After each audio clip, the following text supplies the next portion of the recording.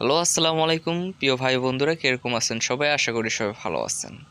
আজকে আমি দেখাতে চলেছি আপনাদের আমার যেই ধানের জমিতে আমি ধান চাষ করেছি, সেই ধানের জমিতে আজকে ধানগুলো মাড়াই করতেছি। আমরা এখানে মোট ৪ জন লোক আছি এই ধানের জমি মাড়াই করার জন্য। এখন আমাদের যেই ধানগুলো আছে, এই ধানগুলো এক জায়গায় রাখছি, এক জায়গায় রাখার পরে যেই ধান মাড়াইয়ের মেশিনটা আছে, সেই মেশিন দিয়ে আমরা ধানগুলো মাড়াই করব। আর এই ধানগুলো আমি কিভাবে কখন লাগাইছি সেই কথাগুলো আপনাদের বলবো এবং ভিডিও দেখাবো।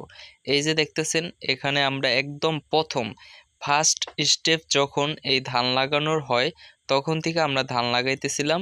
এখানে আমিও আছি, আমরা ৪ জনে এই জমিতে ধান লাগাইতেছি এই পানির ভিতরে। কিন্তু আমাদের ওইখানে ধান লাগানোর সময় একটা প্রবলেম হয়েছে। এই প্রবলেমটার কারণে আমরা এই ধানের জমিতে এতগুলা পানির থাকা সত্ত্বেও আমাদের ধান লাগাইতে হইতাছে।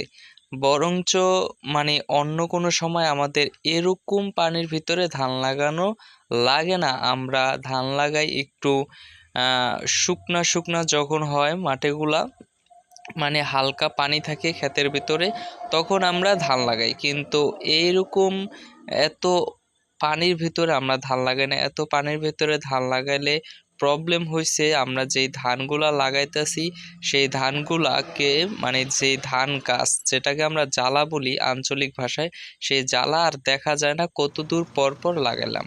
তো সেই ধান লাগানোর পরে, ধান লাগানো হওয়ার পরে আমরা যখন ধানগুলা আসছে, এই ভিডিওটা করছিলাম অনেক আগে। এখন এই ধানগুলো আসছে, যে এখন এই ভিডিওটা করে আপনাদের দেখাইতেছি যে এই ধানগুলা কিভাবে আমরা মাড়াই করি।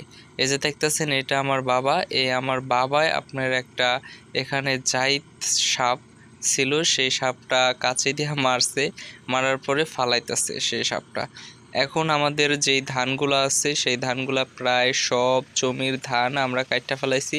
এই যে দেখতেছেন, এই জায়গায় যত কাটা ধান আছে সব কাটা ধান আমাদের। এখন এই ধানগুলো আমরা কাটতে ফেলাইছি, লাস্ট স্টেপ।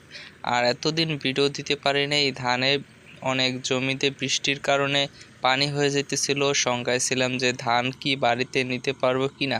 ফাইনালি আমরা আলহামদুলিল্লাহ নিতে পারতাছি। আমাদের এখানে যতটুকু ধান আছে এতটুকু ধানে আমাদের বরঞ্চ এখন আছে। তারপরে আর এই বছরের জন্য আর ধান নেই, সব ধান আলহামদুলিল্লাহ বাড়িতে নিয়ে আসছি।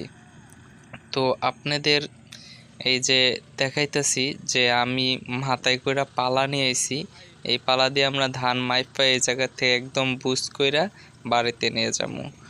তো গাইস, সবাই ভালো থাকবেন, আশা করি আমার জন্য দোয়া রাখবেন।